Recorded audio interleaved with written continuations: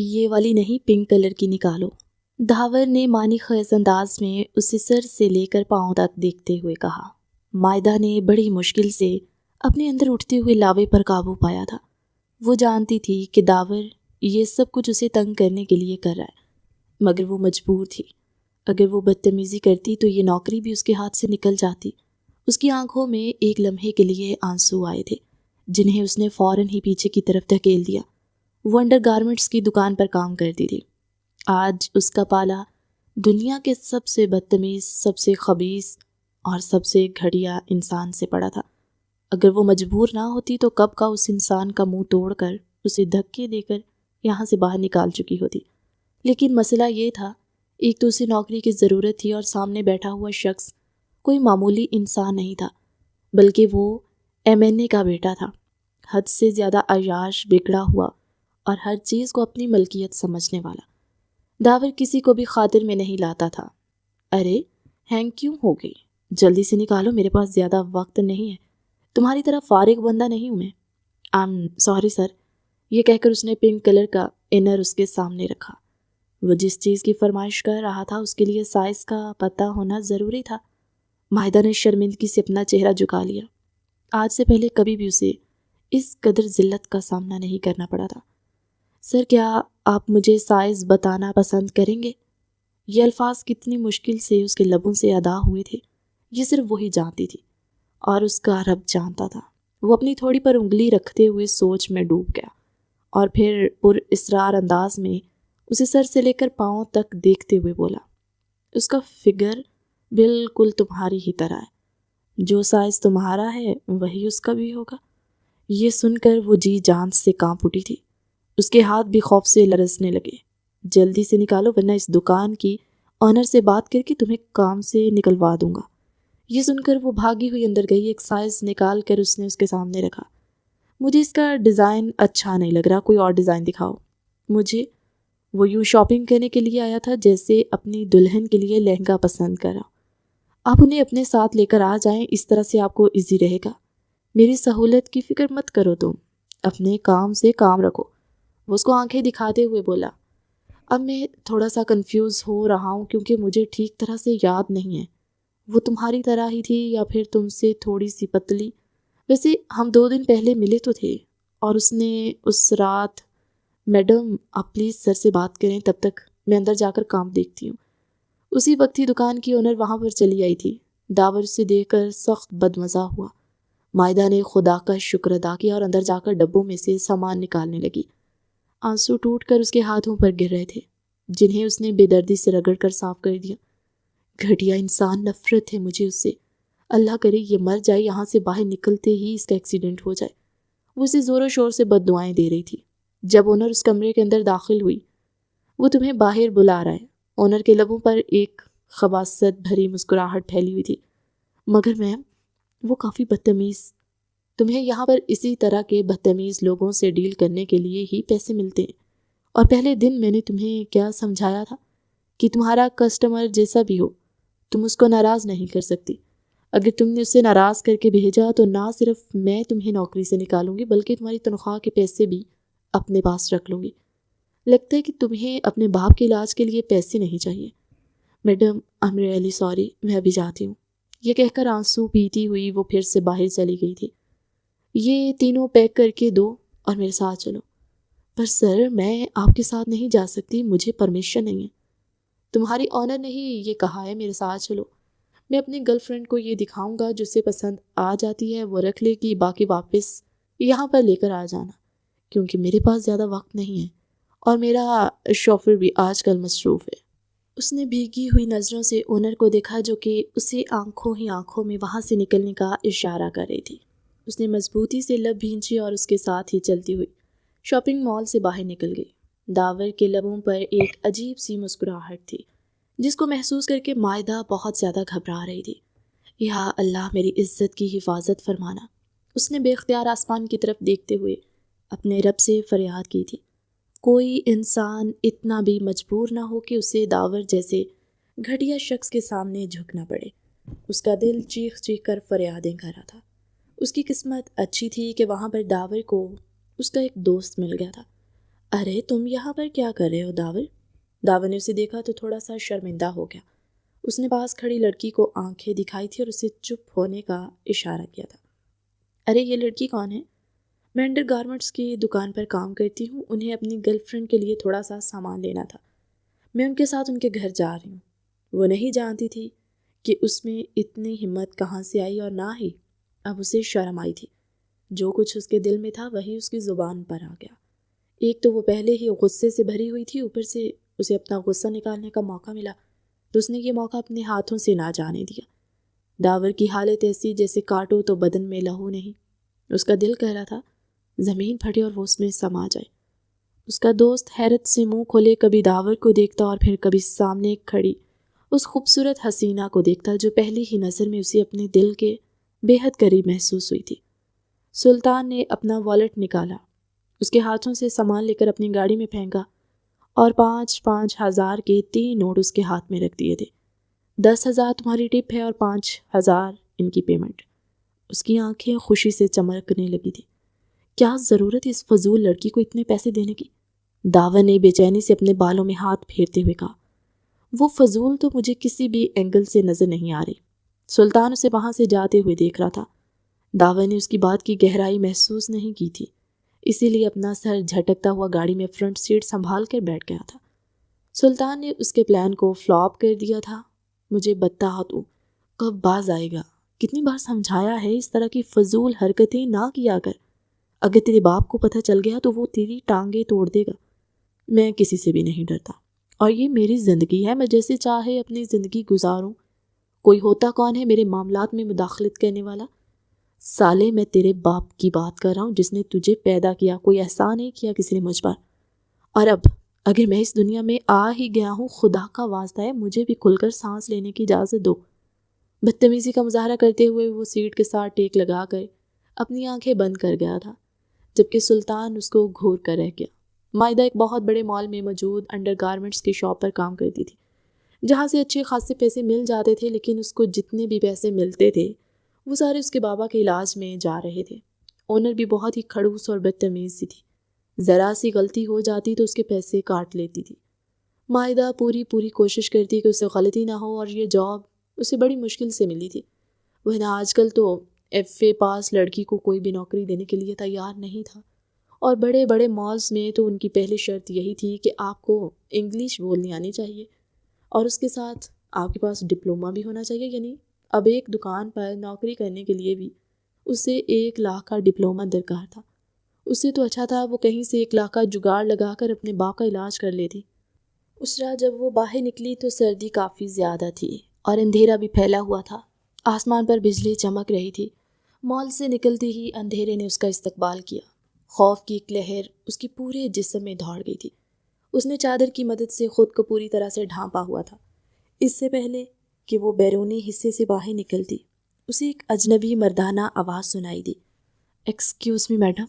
پلٹ کر دیکھا تو وہاں پر سلطان کھڑا تھا۔ اس نے اپنے ہاتھ پاکٹ میں ڈالے ہوئے تھے۔ وہ اسے دیکھ کر بہت زیادہ گھبرا گئی تھی۔ اس کو لگا تھا کہ وہ اسے تنگ کرنے کے لیے آیا ہے، کیونکہ امیر زادوں کی فطرت ایسی ہی تھی، دن کے وقت مہربان بنتے تھے اور رات کے وقت شیطان۔ اس نے جلدی سے اپنی بیگ میں سے 5,000 کے نوٹ نکالے اور اس کے ہاتھ میں رکھتے ہوئے کہا، مجھے آپ کا احسان نہیں چاہیے، پلیز مجھے یہاں سے جانے دے۔ اس کے لہجے میں منت تھی اور خوف بھی تھا۔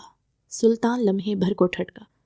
میں نے آپ سے پیسے تو واپس نہیں مانگے، لیکن جس طرح سے آپ برتاؤ کر رہے ہیں مجھے لگتا ہے آپ انہی پیسوں کو ہی کیش کرنا چاہتے ہیں۔ آپ مجھے جیسی لڑکی سمجھ رہے ہیں میں ویسی بالکل بھی نہیں ہوں۔ میں ایک عزت دار گھرانے سے تعلق رکھتی ہوں۔ دن کے وقت جو کچھ بھی ہوا میں اس پر شرمندہ ہوں۔ اگر آپ یہ سب کچھ اپنے دوست کی وجہ سے کر رہے ہیں تو میں اس سے بھی معافی مانگ لوں گی۔ اس کی موٹی موٹی آنکھیں آنسوؤں سے بھر گئی تھی۔ سلطان نے اپنے آپ کو ان جھیل جیسی آنکھوں میں ڈوبتے ہوئے محسوس کیا۔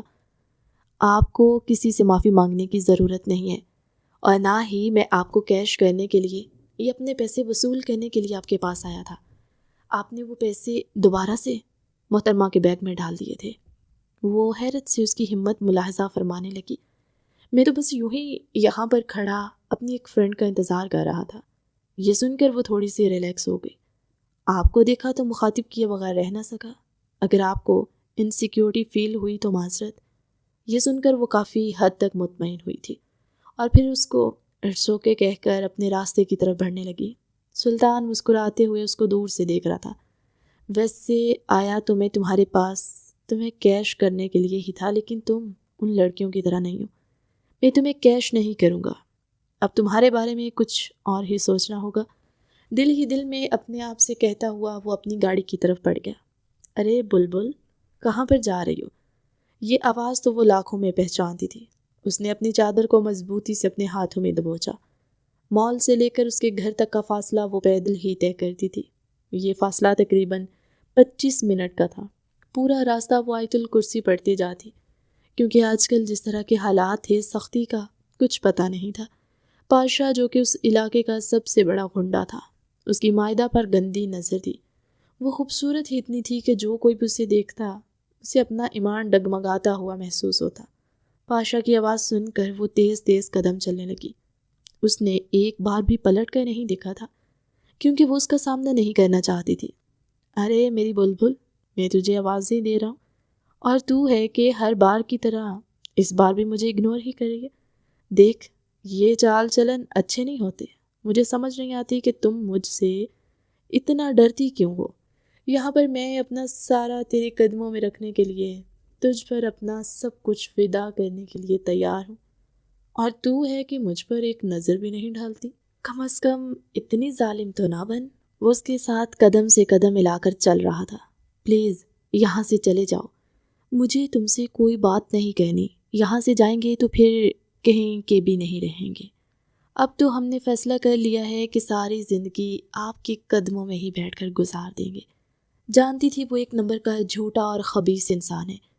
اگر تو اس کے چینج ہونے کے ذرا سے بھی چانسز ہوتے تو وہ پاشا کے بارے میں سوچ سکتی تھی، مگر جس طرح کی کہانیاں اس نے محلے والوں سے اور گاؤں والوں سے سن رکھی تھی، اس کے بعد تو پاشا پر یقین کرنے کا کوئی سوال ہی پیدا نہیں ہوتا تھا، کیونکہ اس نے نہ جانے کتنی معصوم اور خوبصورت لڑکیوں کو اپنے جال میں پھنسایا تھا، ٹیشو پیپر کی طرح اس کا استعمال کیا تھا اور پھر پھینک دیا تھا۔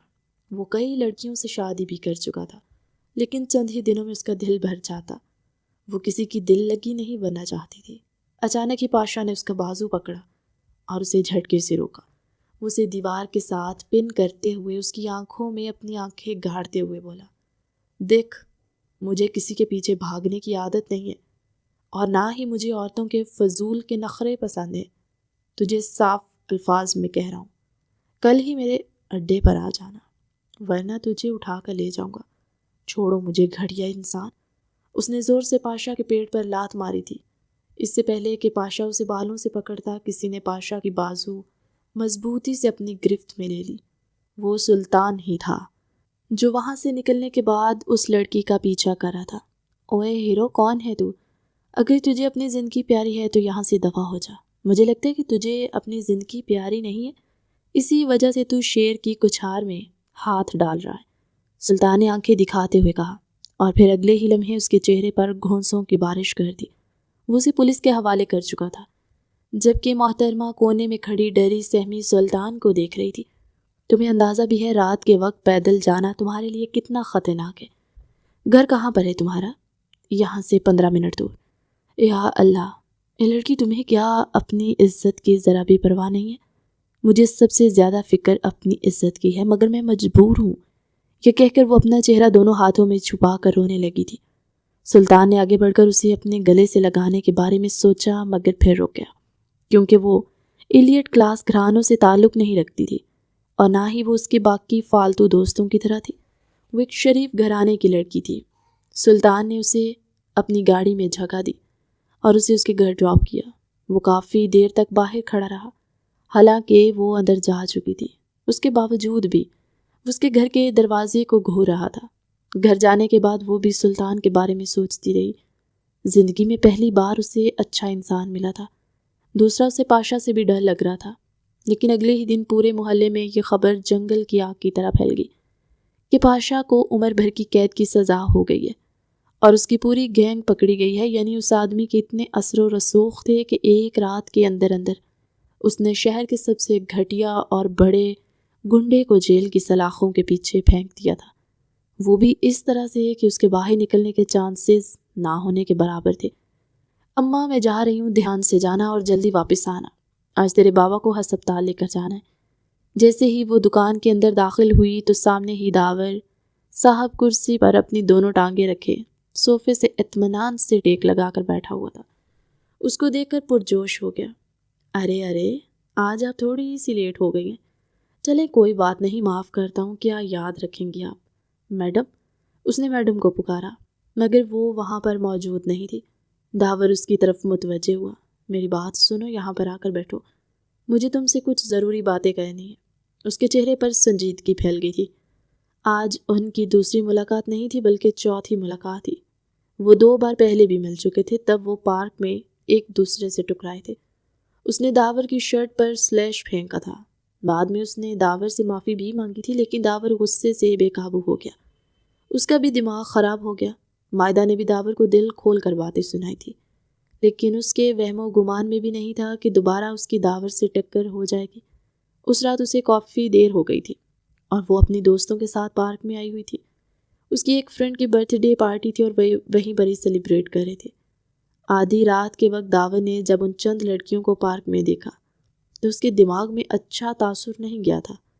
وہ ان کو آوارہ سمجھ رہا تھا اور اب اسے اس معمولی سی 2 ٹکے کی شاپ میں کام کرتا ہوا دیکھ کر داور کو یقین ہو گیا تھا کہ وہ واقعی میں ایک آوارہ عورت ہے جسے وہ آسانی سے اپنے استعمال میں لا سکتا ہے، اور اس کا کام ہی یہی تھا۔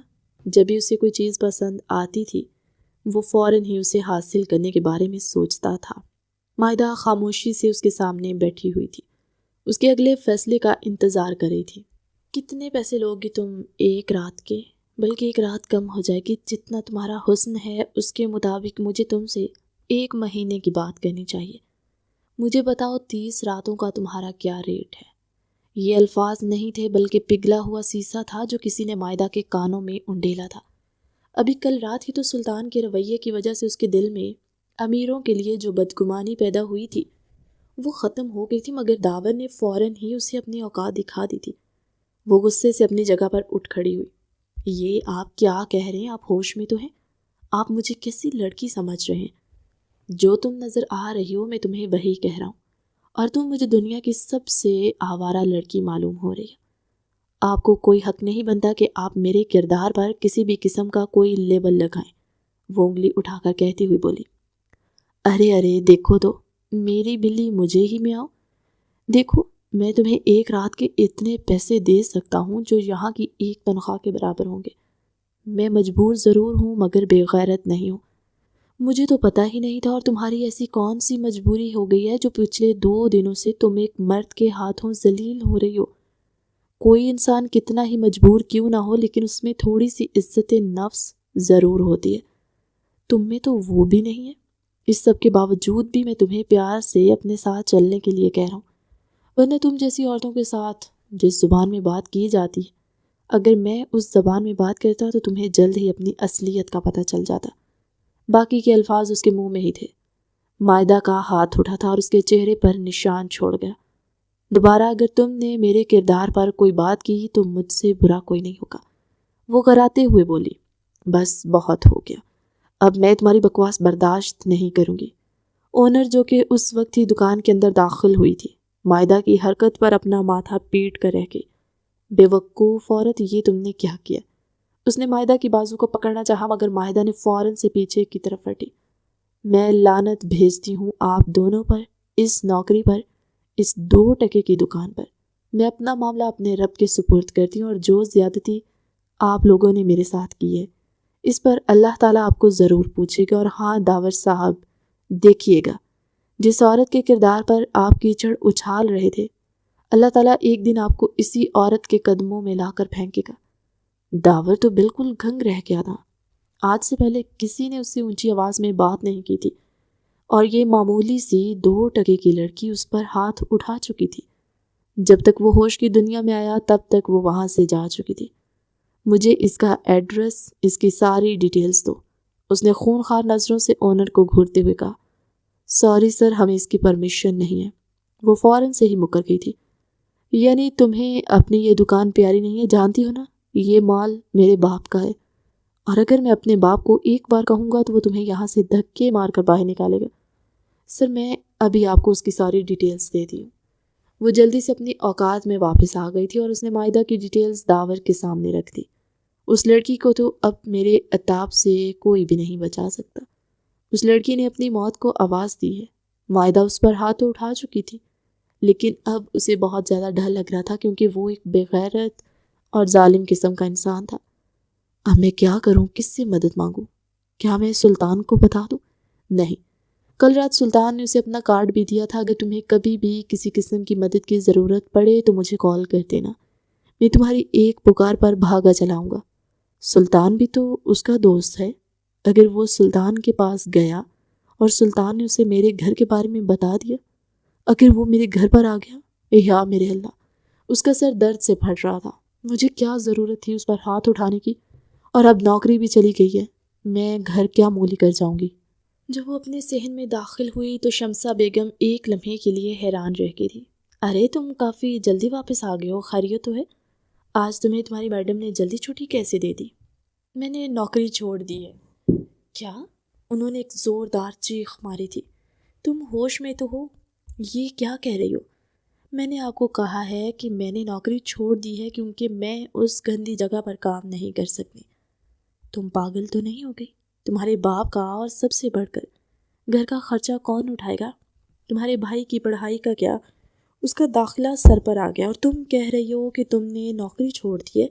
شمسہ بیگم غصے سے اس کی بازو دبائی تو وہ درد سے چلا پڑی تھی۔ صرف میں ہی اس گھر کی فرد نہیں ہوں، آپ لوگ بھی اس گھر میں رہتے ہیں۔ پچھلے 10 سالوں سے صرف میں ہی کام کر رہی ہوں۔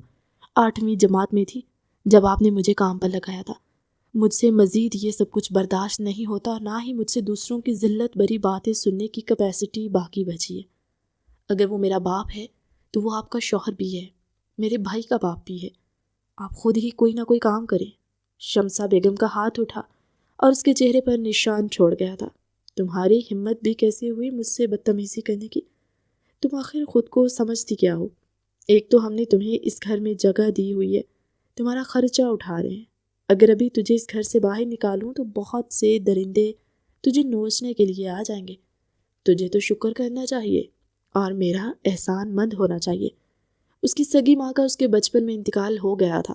شمسہ بیگم اس کی سوتیلی ماں تھی جو صرف اس وجہ سے اس سے اچھا سلوک کرتی تھی کیونکہ وہ گھر میں کما کہلاتی تھی۔ یوں تو اس کے باپ کی پینشن بھی آتی تھی کیونکہ وہ سرکاری ملازم رہ چکے تھے، لیکن وہ پینشن اس کی سوتیلی ماں اور بچوں کی عیاشیوں میں نکل جاتی۔ مائدہ کو یاد نہیں تھا کہ آخری بار کب اس نے اپنے لیے نیا جوڑا بنوایا تھا، اور یہاں پر اس کی بہن ہر دوسرے روز ہی کوئی نہ کوئی ڈریس منگوا رہی ہوتی تھی۔ کچھ پیسے تو اسے اس کے بوائے فرینڈ بھی دے دیتے تھے۔ نہ جانے کتنے لڑکوں سے اس نے دوستیاں کی ہوئی تھی۔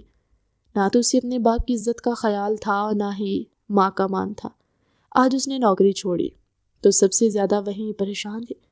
اگر اس کی ماں اس سے پیار سے بات کرتی اور اسے صرف ایک بار پوچھتی کہ اس کی کیا وجہ تھی تو شاید وہ کبھی بھی ان سے بدتمیزی نہ کرتی، لیکن اس کی ماں نے تو ہمیشہ کی طرح اسے دھتکارا تھا اور اسے باتیں سنائی جس سے وہ دل برداشتہ ہو گئی اور بدتمیزی کرنے پر مجبور ہو گئی تھی۔ رات تقریباً 10 بجے کا وقت تھا۔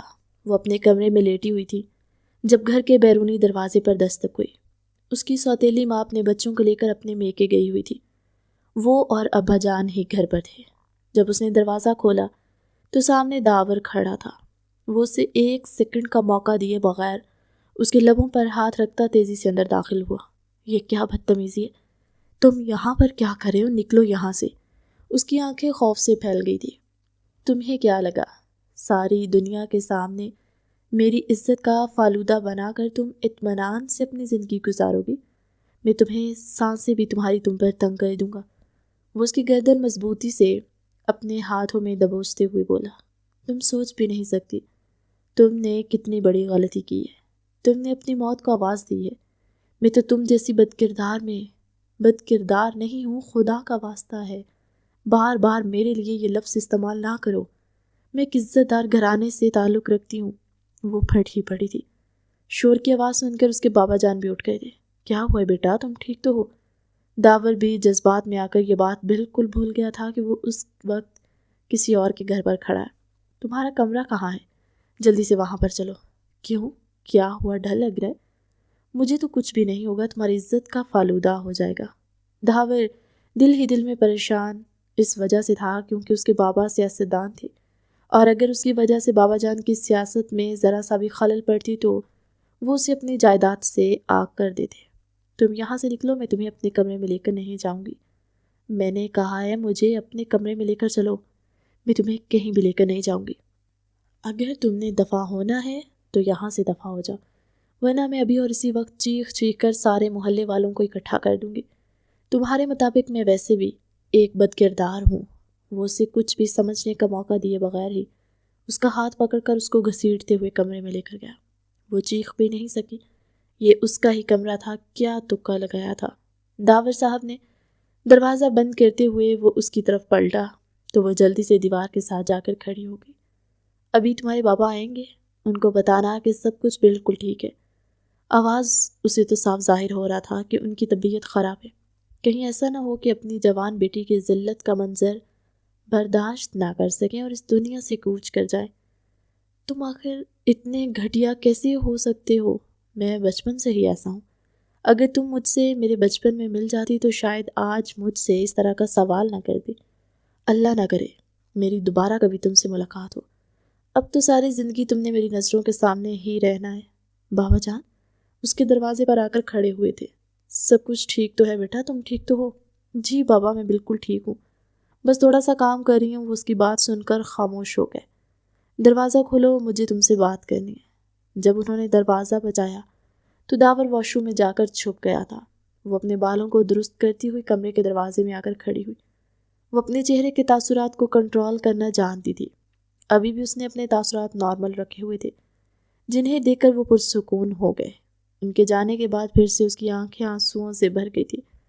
داور کو اتنا تو اندازہ ہو گیا تھا کہ وہ شریف لڑکی ہے اور کسی مجبوری کی وجہ سے اس گھٹیا دکان پر کام کر رہی تھی، لیکن اب اس شریف لڑکی نے جو کارنامہ سر انجام دیا تھا اس پر تو داور ہر حال میں اس سے جواب طلبی کرنی تھی۔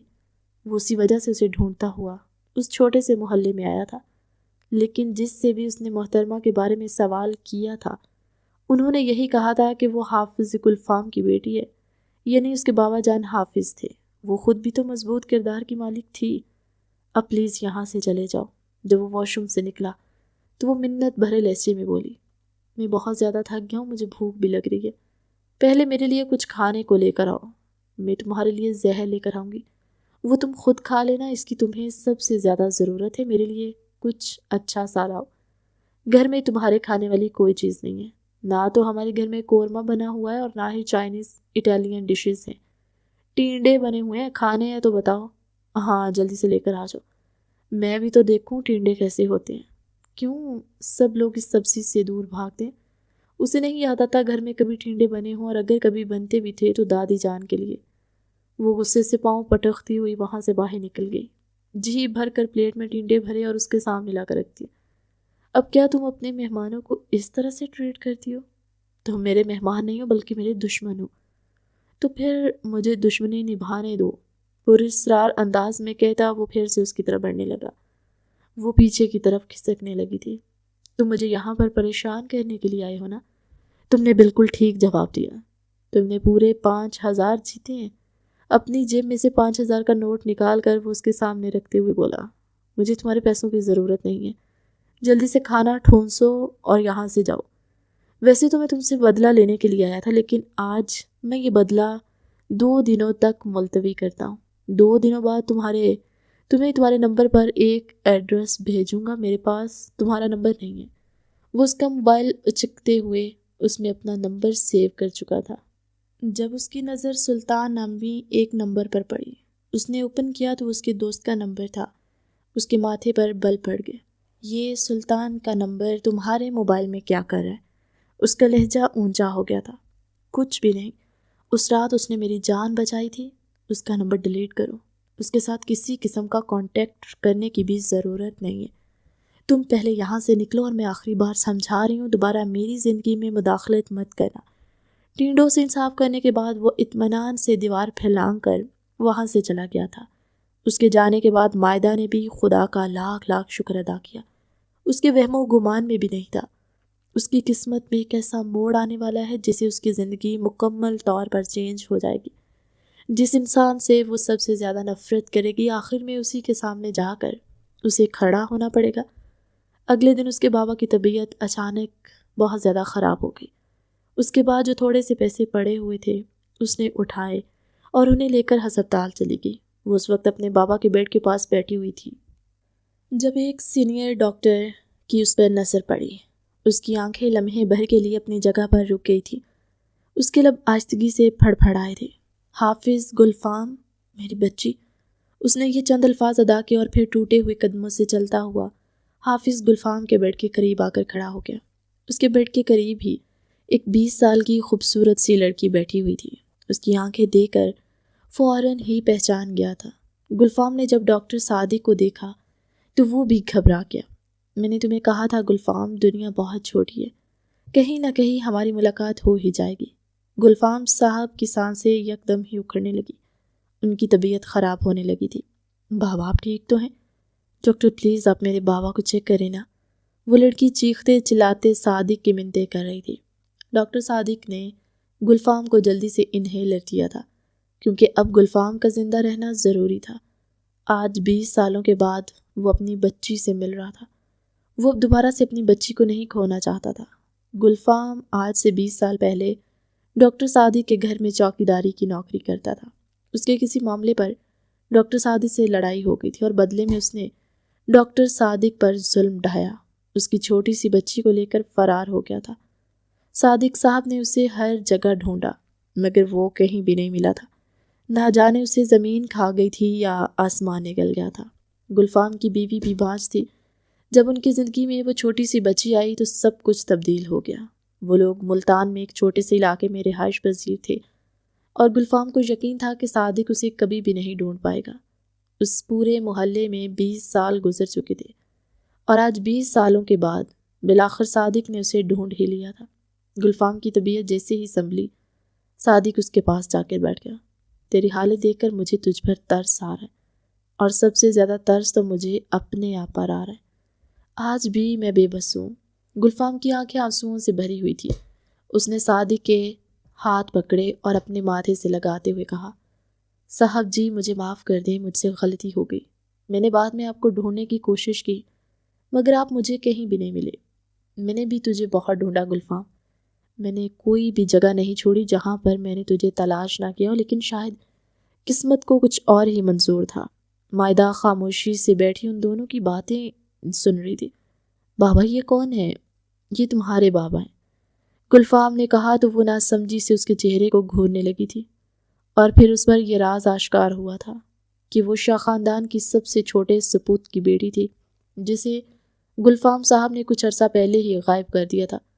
پھر جب گلفام کی بیوی کا انتقال ہوا تو اس نے دوسری شادی کر لی۔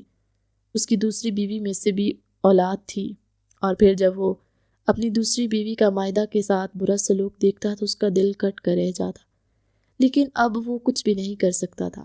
ابھی بھی مائدہ غصے اور بے یقینی کے ملے جلے تاثرات سے کبھی ڈاکٹر صادق کو دیکھ رہی تھی اور کبھی اپنے بابا گلفام کو۔ اس رات اس کے بابا کا آپریشن تھا لیکن وہ کامیاب نہ ہو سکا اور اس کے بابا انتقال کر گئے۔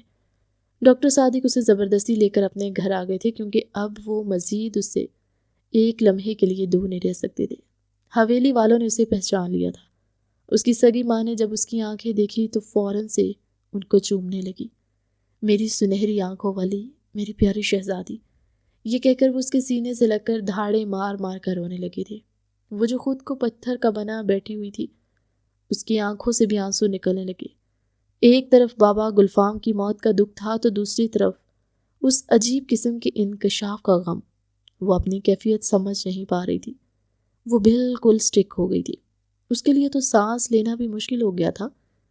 دادی جان نے اسے کمرے میں بھیجنے کے لیے کہا۔ وہ ایک چھوٹی سی جھونپڑی سے ایک بہت بڑے محل نما گھر میں آ گئی تھی۔ اس کے بابا کی دی ہوئی دعائیں بھی قبول ہوئی تھی۔ وہ اکثر ہی اسے کہتے تھے کہ تم تو محلوں کی شہزادی تھی، تمہیں محلوں میں ہی ہونا چاہیے تھا، لیکن تم ایک چھوٹی سی جھونپڑی میں رل رہی ہو۔ تو وہ اسی محل کی ہی بات کر رہے تھے۔ تھوڑی ہی دیر کے بعد اس کی اماں کمرے کے اندر داخل ہوئی۔ انہوں نے ہاتھ میں کھانے کی ٹرے اٹھا رکھی تھی مائدہ کے لیے یہ سب کچھ قبول کرنا مشکل تھا لیکن ناممکن نہیں تھا۔ اسے اب ہر حال میں اپنے آپ کو سب میں ایڈجسٹ کرنا تھا۔ اس کی امی اس کے قریب ہی سوئی مگر اسے نیند نہیں آ رہی تھی۔ اس نے دیکھا کہ اس کی ماں کی نیند میں بھی اس کے ہاتھ کو مضبوطی سے پکڑا ہوا تھا۔ میری پیاری امی، اس نے آگے بڑھ کر اپنی سگی ماں کے ماتھے پر بوسہ دیا۔ نہ جانے آپ نے میری وجہ سے کتنی تکلیفیں اٹھائی ہوگی۔ اس کی آنکھوں سے آنسو ٹوٹ کر اس کی ماں کے چہرے کو بھگونے لگے جنہیں اس نے جلدی سے صاف کیا، کہیں ایسا نہ ہو وہ اڑ جائے۔ پیاس کے مارے اس کا برا حال تھا۔ وہ کچن میں کھڑی اپنے لیے پانی کا گلاس بھر ہی رہی تھی، جیسے ہی وہ پلٹی اس کا سر کسی بھاری چیز سے جا کر ٹکرایا۔ ہائے میرے اللہ، میں مر گئی۔ داور نے آگے بڑھ کر اس کے لبوں پر ہاتھ رکھا۔ وہ اس کی آہو پکار کا گلا گھونٹ دیا۔ تم یہاں پر کیا کر رہی ہو؟ کہیں تم مجھ سے بدلہ تو نہیں لے رہی؟ کل میں تمہارے گھر آیا تھا اور آج تم میرے گھر آ گئی ہو۔ تمہیں میرے گھر کے بارے میں پتہ کیسے چلا؟ اس نے سوالوں کی بوچھاڑ شروع کر دی۔ کیا یہ تمہارا گھر ہے؟ جی بالکل محترمہ، آج کے بعد یہ میرا بھی گھر ہے۔ میں صادق صاحب کی سگی بیٹی ہوں جو آج سے 20 سال پہلے اچانک سے غائب ہو گئی تھی۔ داور پہلے تو اس کے چہرے کو دیکھتا رہا اور پھر اپنی گردن پیچھے کی طرف گرا کر اونچی اونچی آواز میں ہنسنے لگا۔ اتنا ہنسا کہ اس کی آنکھوں سے پانی نکلنے لگا تھا۔ اس وقت صادق صاحب بھی کچن میں آئے۔ دراصل انہیں رات لیٹ تک اسٹڈی کرنے کی عادت تھی۔ اپنی بیٹی کو بھتیجے کے ساتھ کھڑا باتیں کرتے ہوئے دیکھا تو ان کے لب مسکراہٹ میں ڈل گئے۔ داور ان کو بہت اچھا لگتا تھا۔ جب وہ پیدا ہوئی تھی تبھی انہوں نے اپنے بھائی کو زبان دی تھی کہ وہ اپنی بیٹی کی شادی داور سے کریں گے، یعنی ان دونوں کی منگنی بچپن میں ہوئی تھی اور اب بہت جلد وہ اس منگنی کو نکاح میں بدلنے کی خواہش رکھتے تھے۔ چچا جان دیکھیں تو یہ کون ہے؟ نہ جانے کہاں سے آگی اور عجیب بہکی بہکی باتیں کر رہی ہے۔ یہ جو کچھ کہہ رہی ہے بالکل سچ کہہ رہی ہے۔ یہ میری بیٹی ہے۔ انہوں نے پیار سے اس کے ماتھے کو چوما تو وہ داور کو نقلیں اتارنے لگی۔ پہلے تو اسے برا لگ رہا تھا لیکن اب اسے مزہ آنے لگا کیونکہ داور کا چہرہ دیکھنے والا تھا۔ بابا یہ بدتمیز لڑکا کون ہے؟ بری بات ہے، بڑوں کے بارے میں ایسا نہیں بولتے۔ بابا میں سچ کہہ رہی ہوں، اس نے میرے ساتھ بہت بدتمیزی کی ہے۔ آج سے 1 ہفتہ پہلے۔ ارے چاچو جان مجھے پوری بات بتائیں، کیا ہوا تھا؟ مجھے یہ کہانی سنی ہے پلیز۔ وہ چاچو کے کندھے پر ہاتھ رکھتا انہیں لے کر ڈرائنگ روم میں چلا گیا۔ اس کا سر ابھی تک شدید چک رہا تھا۔ یقین کرنا مشکل تھا، دل میں کہیں نہ کہیں خوشی کی کونپل بھی پھوٹ پڑی تھی۔ صادق صاحب سادہ دل کے مالک تھے۔ انہوں نے اپنے بھتیجے کو سب کچھ بتایا۔ اس کے ساتھ ہی اس کے سر پر یہ راز بھی آشکار کر دیا کہ وہ اس کی منگیتر ہے۔ یہ سن کر وہ دل فریب انداز میں مسکرا دیا، یعنی اب اسی سے تھپڑ کا بدلہ لینے میں ڈبل مزہ آئے گا۔ پہلے بدلہ لوں گا اور پھر اس سے لوں گا۔ اپنی اس سوچ پر اس نے خود ہی لا حول ولا قوت پڑا۔ توبہ توبہ، میں کتنا بے شرم ہو گیا۔ کانوں کو ہاتھ لگاتا ہوا وہ اپنے کمرے کی طرف بڑھ گیا تھا۔ وقت کا کام ہے گزرنا تیزی سے گزرتا چلا جا رہا تھا۔ سلطان کو جب اس بارے میں پتہ چلا تو وہ اس چھوٹی سی لڑکی سے ملنے کے لیے آ گیا۔ وہ بہت جلد اس ماحول میں ایڈجسٹ کرنے لگی تھی۔ سب ہی بہت اچھے تھے لیکن داور کے ساتھ اس کی بالکل بھی نہیں بنتی۔ جو کچھ داور نے اس کے ساتھ کیا تھا اس کے بعد تو وہ اس کی شکل بھی نہیں دیکھنا چاہتی تھی، اور اگر کہیں پر بیٹھا ہوتا تو اٹھ کر چلی جاتی اور اس کو یوں اگنور کرتی جیسے داور اس کے لیے کسی کام کا نہیں۔ وہ اپنے بابا اور ماما کی بے حد نزدیک ہو گئی تھی، اپنی ہر بات ان سے شیئر کرتی۔ اس نے اپنی امی کو وہ ساری باتیں بتائی تھی۔ حمیرہ بیگم پریشان ہو گئی۔ انہوں نے جب صادق صاحب سے اس بارے میں تذکرہ کیا، وہ تب چھوٹا تھا، بڑا ہو گیا۔ مجھے بتائیں 2 مہینوں میں اور ایسی کون سی تبدیلیاں واقع ہو گئی کہ وہ بڑا ہو گیا؟ میں اپنی بیٹی کی شادی اس فضول لڑکے سے نہیں کروں گی۔ وہ ویسے بھی مجھے ایک آنکھ نہیں بہاتا، اس میں مردوں والی کوئی بات نہیں ہے۔ سوچ سمجھ کر بات کریں بیگم، آپ جانتی ہیں ہمارے خاندان میں رواج ہے، میں نے اس کے بابا کو زبان دی ہے، یہ بہت پہلے کی بات ہے۔ وقت بدلا ہے لیکن میرے الفاظ نہیں بدلے، میں اپنی بیٹی کی شادی اسی سے کرواؤں گا۔ تم بھی اس نادان کا ساتھ دینے کی بجائے اس کو اس رشتے کے لیے راضی کرو۔ ہماری بیٹی 20 سالوں بعد ہمیں ملی ہے اور آپ اس پر زبردستی کر رہے ہیں۔ جو کچھ بھی کر رہا ہوں اس کی بہتری کے لیے کر رہا ہوں۔ میں نے داور کی آنکھوں میں اس کے لیے پسندیدگی دیکھی ہے۔ سلطان بھی تو ہے، وہ مجھے اپنی بیٹی کے قابل نہیں لگتا، لیکن ہماری بیٹی کی انڈرسٹینڈنگ اسی کے ساتھ ہے۔ بس بہت ہو گیا، اب میں مزید کچھ بھی نہیں سنوں گا۔ انہوں نے ہاتھ اٹھا کر اپنی بیگم کو رکنے کا اشارہ کیا۔ دوسری طرف جب مائدہ کو اس بارے میں پتہ چلا تو اس نے پوری حویلی سر پر اٹھا لی تھی۔ ہر کسی کے پاس جا کر اس نے فریادیں کی تھی، دادی جان سے بھی شکایت لگائی، لیکن ساری باتیں اسی جگہ پر آ کر ختم ہوئی کہ یہ خاندان کی روایت تھی اور کوئی بھی خاندان کی روایت کے خلاف جانے کے لیے تیار نہیں تھا۔ اس انسان کی زندگی تو میں اجیرن بنا دوں گی۔ ایک دن وہ اس کی اجازت کے بغیر ہی اس کے کمرے میں داخل ہو گئی۔ ارے آپ کو کیا لگتا ہے میرے کمرے میں آنے کی کچھ زیادہ ہی جلدی ہے؟ فکر مت کریں، اپنی بکواس بند کرو۔ یہ سن کر داور کا چہرہ یکدم لال ہوا۔ دیکھو، زبان سنبھال کر بات کرو، میں تمہارا ہونے والا شوہر ہوں، لیکن ابھی میری شادی نہیں ہوئی اور میں تمہیں یہی بتانے کے لیے آئی ہوں کہ میں تم سے شادی نہیں کروں گی۔ وہ اس کے بازو پکڑ کر اسے اپنی جانب کھینچتا دیوار کے ساتھ پن کر کے اس کی گردن میں اپنا چہرہ چھپاتے ہوئے بولا، میں تم سے شادی کروں گا اور یہی بات میٹر کرتی ہے۔ تم جو مرضی کرو، اسے فرق نہیں پڑتا۔ چھوڑو مجھے، دور ہو کر بات کرو مجھ سے۔ دیکھو لڑکی، میں آخری بار تمہیں سمجھا رہا ہوں، اپنی زبان سنبھال کر بات کیا کرو۔ میں ہر بار تمہارا لحاظ کرتا ہوں، لیکن اب مزید لحاظ نہیں کروں گا۔ اور ہاں، فضول کی سوچیں ذہن پر سوار مت کرو، ہو سکتا ہے میں تم پر مہربان ہو جاؤں۔ مجھے تمہاری مہربانی نہیں چاہیے، وہ اسے آنکھیں دکھاتے ہوئے بولی تھی۔ میں تمہاری زندگی تم پر تنگ کر دوں گی۔ یہ تو اب وقت ہی بتائے گا کون کس کو تنگ کرتا ہے اور کیا چیز تنگ ہوتی ہے۔ وہ پھر سے اسے سر سے لے کر پاؤں تک گھورتے ہوئے بولا۔ اس دوران اس نے چالاکی سے اس کا موبائل بھی اٹھا لیا تھا۔ ابھی کچھ دن پہلے ہی تو داور نے پرجوش انداز میں اسے کہا تھا، اگر تم چاہو تو میں تمہیں اپنے موبائل کا پاس ورڈ بھی بتا دوں گا، اور اس نے بتایا بھی تھا، لیکن موبائل نہیں دیا تھا۔ بعد میں اس نے داور کا موبائل نکالا، اس کی ساری چیٹس بیٹھ کر سیو کرنے لگی۔ جب داور نے اس کے ہاتھوں سے موبائل اچکا تھا، کچھ سکرین شاٹس وہ اپنے موبائل میں بھیج چکی تھی۔ میں یہ گھر والوں کو دکھاؤں گی۔ داور نے اس کی گردن کو مضبوطی سے اپنے ہاتھوں میں جکڑا۔ مجھے فضول کی چالاکی کرنے والی عورتیں پسند نہیں ہیں، اور یہ جو کچھ بھی تھا پہلے تھا، ابھی میرا ان عورتوں سے کوئی تعلق نہیں ہے۔ میں سب کچھ چھوڑ چکا، لیکن اگر تم مزید اس طرح کی پاگلوں جیسی حرکتیں کرتی رہے تو شاید مجھے دوبارہ سے ان کے پاس جانا پڑے۔ تم ہو ہی گھٹیا انسان، تم کبھی نہیں سدھر سکتے، اور تم جیسے گھٹیا انسان کے ساتھ شادی کر کے میں اپنی زندگی برباد نہیں کروں گی۔ پہلے میں نے سوچا تھا کہ تمہیں تھوڑا سا وقت دوں گا اور اس رشتے کو سمجھنے کے لیے تمہیں ڈھیل دوں گا، لیکن تم اس قابل ہی نہیں ہو۔ ہمارا نکاح 1 ہفتے کے بعد ڈیسائیڈ ہوا تھا، لیکن اب کل بھی میں تم سے ڈنکے کی چوٹ پر نکاح کروں گا، اور دیکھتا ہوں کون مجھے روکتا ہے۔ یہاں پر آنے کے بعد اسے احساس ہوا تھا کہ داور چونکہ سیاست کے معاملے میں کافی زیادہ چالاک تھا اور ہر فضول سرگرمی میں اس کا دماغ حد سے زیادہ چلتا۔ اسی وجہ سے گھر کے سارے مرد حضرات اسے پسند کرتے تھے اور اس کے فیصلوں کو سراہتے تھے۔ اسی چیز نے اس کو سر پر چڑھا دیا تھا اور وہ اپنے آپ کو تو چیز سمجھنے لگا تھا، اور یوں اگلے ہی دن اس نے اپنی کہی ہوئی بات سچ ثابت کر دکھائی۔ اس نے محترمہ سے ڈنکے کی چوٹ پر نکاح بھی کیا اور پھر اسی دن رخصتی بھی کروائی۔ اب وہ دلہن بنی اس کے کمرے میں بیٹھی اس کے آنے کا انتظار کیے بغیر ہی اپنی جولری اور باقی سامان اتارنے لگی۔ ابھی اس نے چہرہ بھی نہیں دھویا اور واش روم کے دروازے پر ہی کھڑی تھی جب کسی نے اس کا بازو پکڑ کر اسے ایک جھٹکے سے اپنی جانب کھینچا۔ وہ زور سے داور کے سینے سے جا کر لگی۔ اس کے دل کی دھڑکنیں پھر سے منتشر ہونے لگی تھی۔ یہ کیا کر رہے ہو تم؟ یہ سوال تو مجھے تم سے پوچھنا چاہیے تھا۔ کیا تمہیں کسی نے بتایا نہیں؟ اپنے شوہر کا انتظار کرتے ہیں اور شوہر کی اجازت کے بعد یہ سب کچھ اتارتے، بلکہ میں تو چاہتا تھا کہ تمہیں زحمت ہی نہ دوں اور یہ سب کچھ خود ہی اتار دوں۔ وہ اس کی گردن پر ہاتھ پھیرتے ہوئے بولا تو وہ سسکتے ہوئے پیچھے کی طرف ہٹی۔ چھوڑو مجھے، بیوی ہو تم میری۔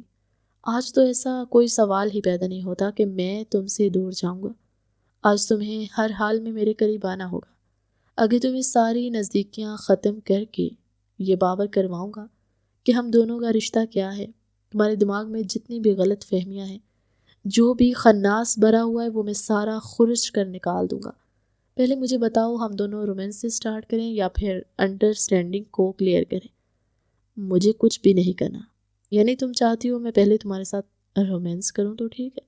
یہ کہہ کر وہ اس کی گردن پر اپنے لب رکھ گیا وہ بن پانی کی مچھلی کی طرح اس کی گرفت میں تڑپتی ہوئی پاگل ہو رہی تھی۔ وہ اس کے ہونٹوں کو اپنی گرفت میں لینے ہی لگا کہ وہ زور زور سے اپنی گردن دائیں بائیں ہلانے لگی۔ اسے غصہ آ گیا۔ اس نے مضبوطی سے اس کا چہرہ دبوچا اور اس کے ہونٹوں پر جھک کر پسندیدہ جام نوش کرنے لگا۔ جب اس سے تھوڑا سا الگ ہوا تو وہ گہرے گہرے سانس لے رہی تھی۔ مجھے چھوڑ دو، مجھے تم سے نفرت ہے۔ آج میں تمہیں خود سے محبت کرنے پر مجبور کر دوں گا۔ تم مجھے زبردستی حاصل تو کر سکتے ہو لیکن کبھی بھی میرے دل میں اپنے لیے محبت پیدا نہیں کر سکتے۔ مجھے تمہارے وجود سے گھن محسوس ہوتی ہے، تم ایک ظالم انسان ہو۔ وہ چیخ رہی تھی جبکہ وہ اس کی باتوں کو خاطر میں لائے بغیر اس کی چولی کی زپ کھول رہا تھا۔ جیسے اس کے بلاؤز کی زپ کھلی وہ آگے کی طرف ڈھلکنے لگا۔ مائدہ نے جلدی سے اپنے ہاتھ اپنے سینے کے پر رکھے اور اپنے آپ کو جھکانے کی کوشش کرنے لگی۔ تب تک وہ اسے زور سے بیڈ پر گرا چکا تھا۔ تم یہ سب کچھ کیوں کر رہے ہو؟ یہ سب کچھ کرنے سے تمہیں کیا مل جائے گا؟ پلیز ایسا مت کرو، مجھے میری ہی نظروں میں مت گراؤ، میں یہ سب کچھ برداشت نہیں کر سکتی ہوں، میں یہ سہ نہیں پاؤں گی۔ اس کی آنکھیں آنسوؤں سے لبریز ہو چکی تھیں۔ اس کی حالت دیکھ کر وہ لمحے بھر کو ٹھٹکا اور پھر اس کی آنکھوں میں جھانکتے ہوئے بولا، میں صرف اور صرف ایک شرط پر تمہارے ساتھ زبردستی نہیں کروں گا۔ اگر تم خود پورے دل کے ساتھ مجھے قبول کر لیتی ہو، تم سوچ بھی نہیں سکتی میرا دل تمہاری طلب کے لیے کتنا مچل رہا ہے۔ میں وعدہ کرتا ہوں تمہیں کوئی تکلیف نہیں پہنچاؤں گا اور نہ ہی میں تمہیں کوئی درد دوں گا، اور صرف ایک بار مجھے اجازت دے دو اور اپنی مرضی سے اپنے آپ کو میرے حوالے کرو۔ وہ اس کے اکڑے ہوئے جسم پر انگلیاں پھیرتے ہوئے بولا، جس سے مائدہ کے جسم میں بار بار کرنٹ لگ رہا تھا۔ میں ایسا نہیں کر سکتی، مجھے تم جیسے شخص کے حوالے اپنے آپ کو نہیں سونپنا۔ مجھ جیسے شخص سے تمہاری کیا مراد ہے؟ وہ غصے سے پاگل ہی تو ہو گیا تھا۔ مجھے بتاؤ میں ایسا کیا کروں کہ تمہارا دل میری طرف سے پاک ہو جائے؟ میں نے سب کچھ چھوڑ دیا، ہر چیز تمہاری وجہ سے میں نے ترک کر دی۔ جب سے تم سے محبت ہوئی ہے تب سے ہر گندا کام سائڈ پر رکھ دیا۔ میں نے تو اللہ تعالیٰ سے توبہ کر لیا اور اللہ بھی اپنے بندوں کو معاف کر دیتا ہے، تم کیوں مجھے معاف نہیں کرتی؟ بتاؤ۔ وہ اس کے دونوں بازو پکڑ کر اس کو زور سے جھنجھوڑتے ہوئے سوال کر رہا تھا۔ میں تم سے بے تحاشا محبت کرتا ہوں اور تمہیں اپنی عزت سمجھتا ہوں۔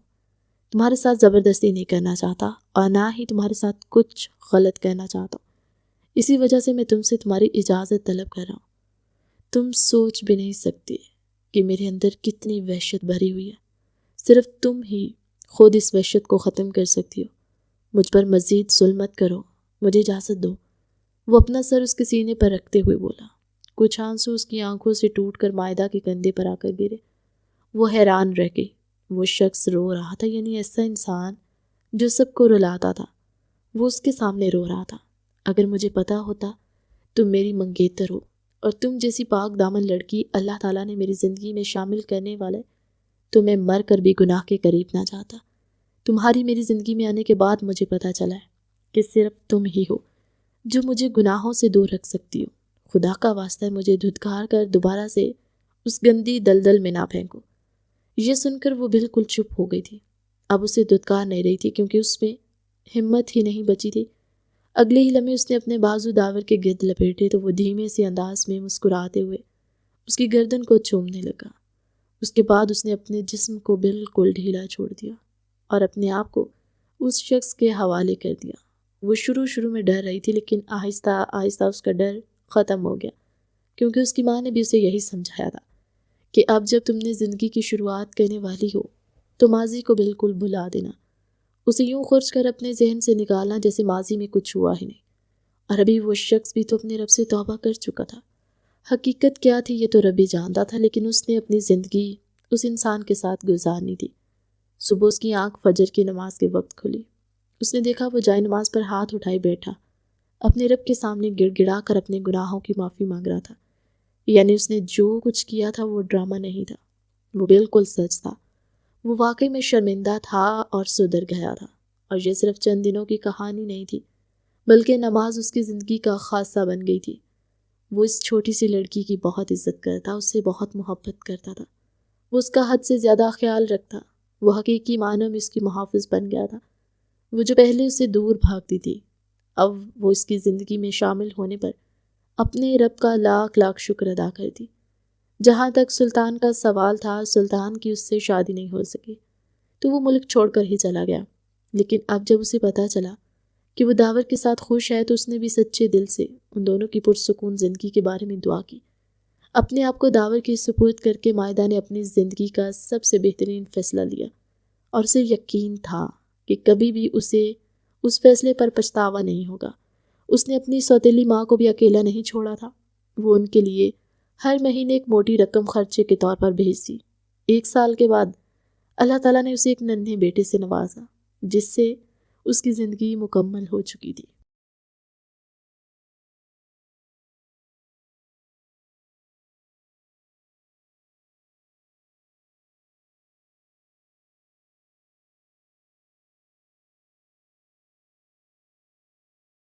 کہانی کیسی لگی کمنٹ سیکشن میں اپنی قیمتی رائے کا اظہار ضرور کیجیے گا۔